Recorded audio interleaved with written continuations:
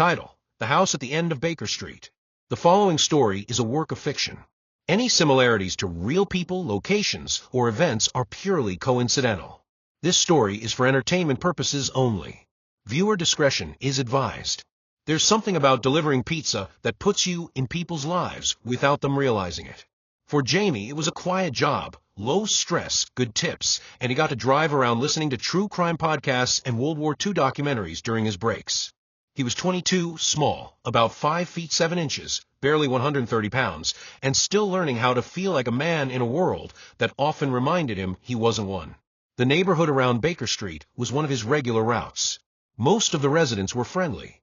Some older folks, families, quiet people. All except for the guy at the end of the street. House 119.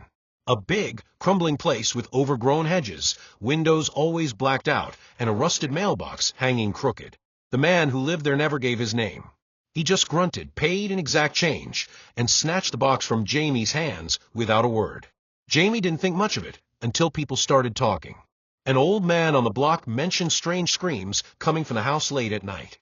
A woman who walked her dog said she saw him dragging a garbage bag to the woods, way too heavy looking for just trash. A teenage kid swore he saw someone banging on the upstairs window one night, like they were trying to get out. Jamie brushed it off. People gossiped. They always made up stories about the weird house on the street. Until one night, it wasn't gossip anymore. It was late, 11:30 p.m. Jamie had one last delivery. House 119. The man answered like always, but something was different. His eyes were wild, bloodshot. His mouth twitched like he was holding back something primal. He looked Jamie over. "You ever come inside?" he asked, voice low and shaky. Jamie stepped back. It's company policy. I don't go inside customers' homes." The man smiled. Not a friendly smile. The kind of smile predators make when they've already decided something.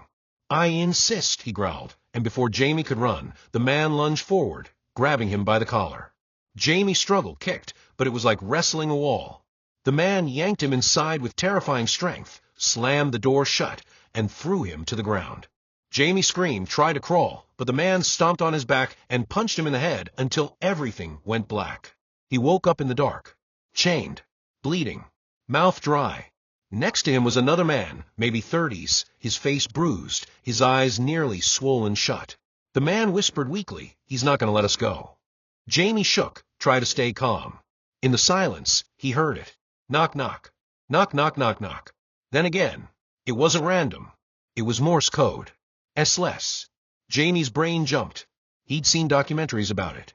That other guy, someone was sending a distress signal from the inside. Had they been doing it for days? Suddenly, the door creaked open. The large man stepped in, wearing a blood-stained apron and holding a knife. "I hope you boys get comfortable," he grinned. "No one's coming. No one ever does." But someone was watching. Across the street, old Mrs. Lewinsky was sipping tea, looking out her window like she did every night. Her TV was off, her curtains were cracked, and her eyes sharp for anything unusual. She liked Jamie, always polite, gave her extra napkins, smiled like her grandson used to. And she saw it, saw him pulled into the house, knew something was wrong, knew. She picked up the phone and called 911. Within 15 minutes, red and blue lights flooded Baker Street. The man inside didn't resist. He just stood there, staring at the cops like they weren't real. They found Jamie and the other victim chained up in the basement. Alive, but barely. Dirty. Beaten. Shaken. Jamie spent weeks recovering, but he never delivered pizza again. He gave his statement. Sat through court. The man got life. But what stayed with Jamie was that quiet knocking. That silent SOS he nearly ignored. And how instinct had tried to warn him. So now, whenever someone asks Jamie what he learned from it all, he just says, "Trust your gut. If something feels wrong, it is. And don't ignore your surroundings. It might just save your life." Don't forget to like, comment, and subscribe for more twisted stories every week.